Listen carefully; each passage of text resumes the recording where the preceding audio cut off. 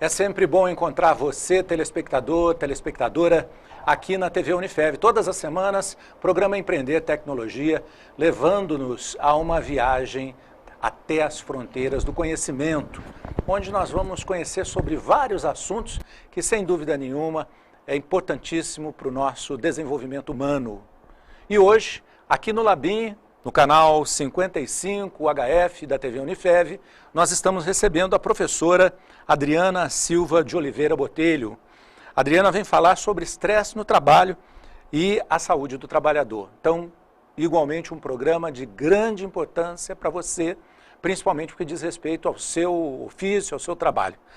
A Adriana, é graduada em psicologia, fez licenciatura e formação de psicóloga pela Universidade Católica Dom Bosco, a UCDB, é especialista em didática e metodologia do ensino superior, fez mestrado em psicologia também pela UCDB e atualmente é docente da Unifev, coordena o curso de pós-graduação Lato Sensu em psicologia organizacional e do trabalho e também é consultora.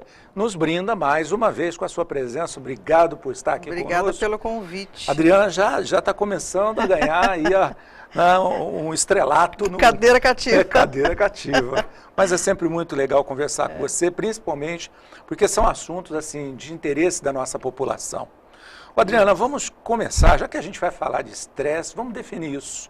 Porque às vezes a pessoa fala, estou estressado, e nem direito sabe bem o que é. Uhum. E como você tem uma definição científica, eu acho importante que a gente possa compreender sobre essa ótica. Uhum.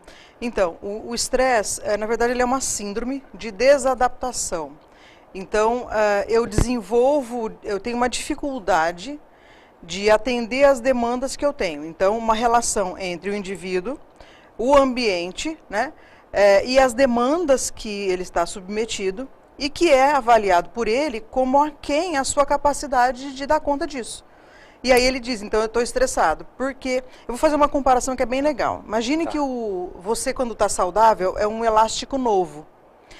Quando você pega um elástico novo e puxa e solta, ele volta ao estado normal dele, não volta? Sim. Então ele tensiona e ele relaxa e ele volta a ser como era. À medida em que você vai usando esse elástico numa roupa, qualquer coisa, né, instrumento que você usa e tal, quando você puxa o elástico, depois quando você solta, ele fica meio assim, né? Ele não volta. Laceando, laceou, exatamente. Esgarçando. Então quem está estressado está meio que laceado. Ele já não tem mais a mesma resistência que ele tinha para lidar com as demandas que está sendo posta a ele. E ele começa a desenvolver uma série de sintomas. E aí, que sintomas são esses? E por que esses sintomas, por exemplo? Então, por que a gente tem dores no estômago? Porque quando eu estou em estado de alerta, né, toda vez que eu tenho uma demanda ou de fuga ou de enfrentamento, o meu organismo se prepara. Ou ele fica em alerta, ou ele quer correr, ou ele vai enfrentar. E aí, o que acontece? Então, alguns hormônios são colocados na corrente sanguínea e promovem algumas mudanças. No estômago, aí os ácidos vão ser jogados no estômago para preparar a comida para ser transformada pelo organismo em energia, para que eu possa utilizar para fazer o que essa demanda está me exigindo. Eu tensiono o meu corpo, né, os meus músculos, para ficar retesado para fazer, ou correr, ou fugir, o que eu vou fazer, né? Então o corpo entende, quando eu estou com uma demanda desse jeito, né, ele vai se movimentar para fazer esse enfrentamento. Então, e aí esse estado de alerta que eu coloco o meu corpo em estado de alerta por muito, muito tempo, como se eu tivesse ligado o motor do carro e deixado ele ligar, ele vai desgastando as peças, o motor do carro vai desgastando.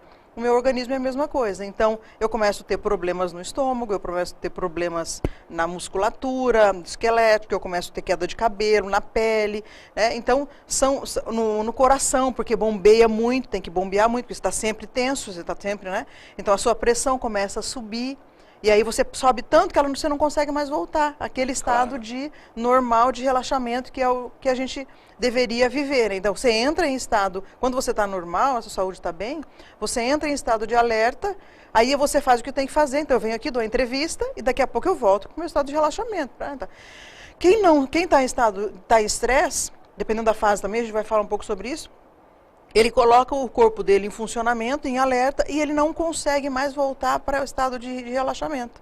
E aí fica tudo sob pressão, fica tudo, né? E aí começa a dar defeito nas peças. Aí começa o coração, começa a falar, começa o cérebro aí, né? Então a gente tem aí problemas de derrame, memória, a memória, exatamente. Então tem uma série de sintomas físicos que a gente começa a desenvolver, psicológicos, né, emocionais, comportamentais, que a pessoa vai desenvolvendo por conta do estresse, né? Então, está irritado, está, né, momentaneamente irritado, né, não é estresse. Estresse é uma síndrome que tem um conjunto de sintomas. Quanto maior o número de sintomas, maior é a gravidade do estresse, as fases vão se complicando e aí vai desenvolvendo um conjunto de doenças. Então, o estresse ele é um background, ele é um pano de fundo, né, como se fosse uma condição, sei lá, né, para que essas doenças acabam acontecendo. Então, quando tem essas situações de estresse, as doenças são desenvolvidas a partir dessas situações que vão deixando a gente nesse estado. Puxa, muito esclarecedor. Agora, quando isso acontece no trabalho, aí a gente chama de estresse no trabalho. Isso. E aí, então o estresse é as demandas, a relação do indivíduo com as demandas, com as situações de trabalho, né, a que ele está submetido. No caso do estresse do trabalho, as demandas, são esse conjunto de demandas do trabalho. Então, as demandas que ele está sendo submetido e que ele está avaliando como aquém da sua capacidade de lidar com eles. Porque se eu tenho uma demanda e eu lido bem com ela, eu não vou estressar. Né? Claro. Em geral, o estresse ele acontece porque as demandas a que as pessoas estão submetidas estão muito além daquela possibilidade dele lidar com elas. Bom, a gente já falou um pouquinho sobre as consequências do estresse. Né? Eu não sei se a gente fala especificamente sobre as consequências no trabalho. No trabalho, acho que é legal.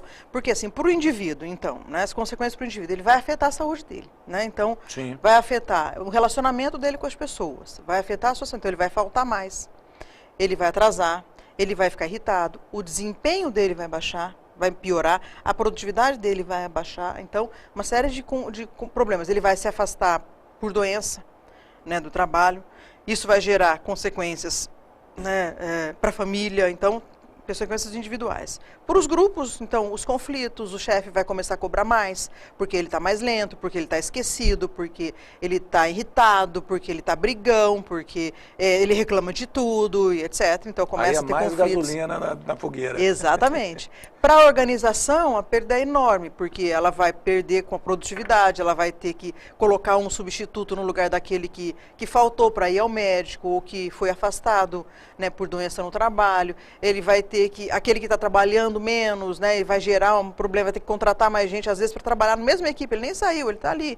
Né? A gente falou uma vez do presenteísmo, então ele está presente, né, fisicamente, mas o desempenho dele, a cabeça dele, ele está doente, ele está com problemas, então ele não está ali, então está causando problemas. Socialmente falando, então, para a Previdência, imagine, né, tudo que nós pagamos, claro, em função dos afastamentos que são realizados em função de estresse no trabalho. Às vezes não existe o nexo, não estabelece o nexo causal, quer dizer, lá não está escrito, está afastado por estresse do trabalho, mas ele foi afastado por conta disso.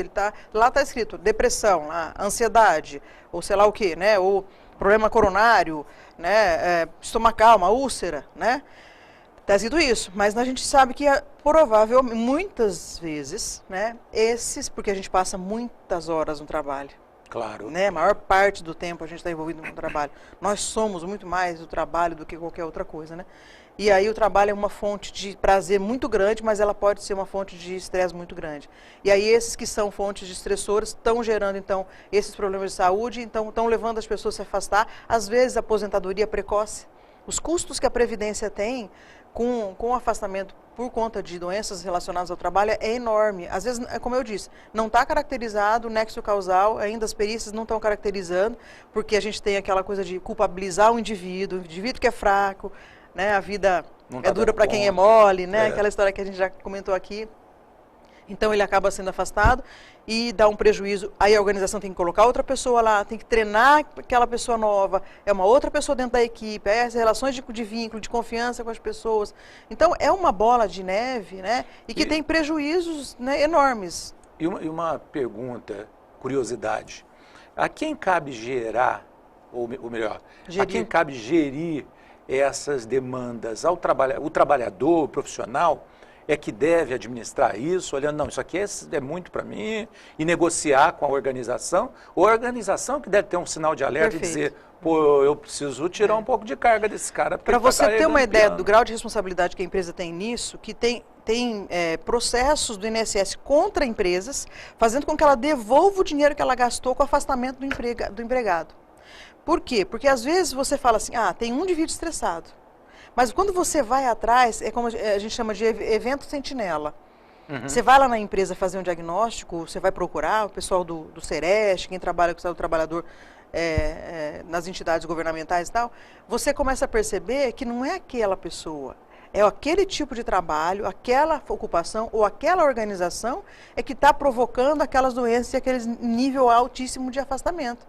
E elas estão sendo hoje obrigadas a ressarcir o Estado em função dos gastos que o Estado teve com essas pessoas, porque elas estão provocando nas pessoas esses adoecimentos, essas patologias. Mas tem também o papel da pessoa, claro que tem, né? Então, é de responsabilidade sempre da empresa gerir a dignidade, a justiça, né?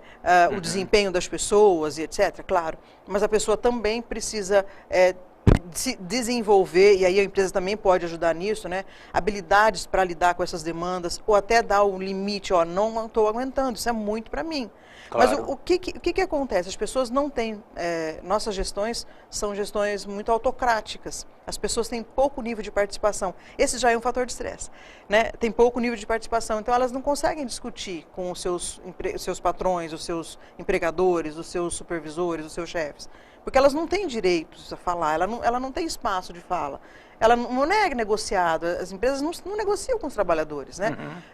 Porque a gente está falando aqui, a gente acha que trabalhador é o pessoal que trabalha na universidade, que são os nossos professores e tal. Nós estamos falando de uma massa de gente que tem baixa escolaridade, né, que acha que a autocracia é ser maltratado e ser ferido na sua dignidade, nos seus direitos, é normal.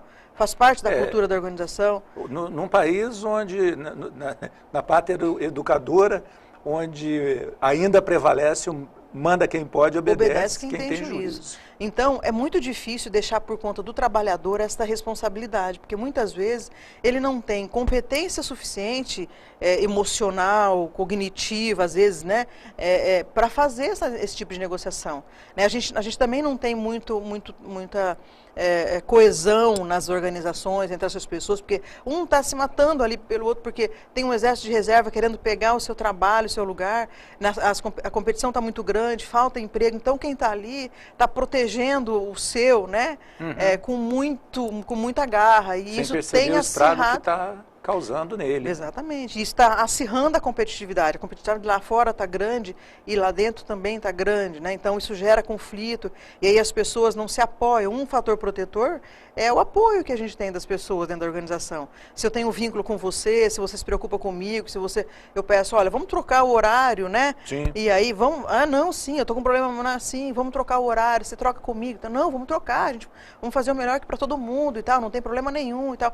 É uma coisa, né? Agora, se você tem, não pode, não sei o quê, tem agenda, você tem que respeitar, né? Em geral é assim, né? Não tem muita negociação. E aí as pessoas ficam submetidas a ritmos de trabalho, a formas de fazer trabalho, que não foram elas que definiram, não foram elas que negociaram. Elas não têm essa, né, capacidade de. Então, as empresas são as responsáveis. Legal. Então, assim, no final das contas, a grande responsabilidade é da gestão de pessoas, é da empresa, né? Muito bom, Adriana. A gente vai continuar nesse assunto, vamos fazer um rápido intervalo, até porque realmente é um tema que a maioria do povo brasileiro precisa ouvir, refletir, e até para a gente atenuar um pouco essas questões, são questões de saúde para o trabalhador. De saúde pública, Sem é uma questão dúvida. de saúde pública. Né? Bom, nós vamos então para um rápido intervalo, você que está em casa aí, aguarde um instantinho só, a gente já volta dando continuidade a esse nosso bate-papo de hoje, que eu sei que está sendo muito bom para você também que está nos ouvindo. Daqui a pouquinho, Empreender Tecnologias continua aqui na TV Unifev.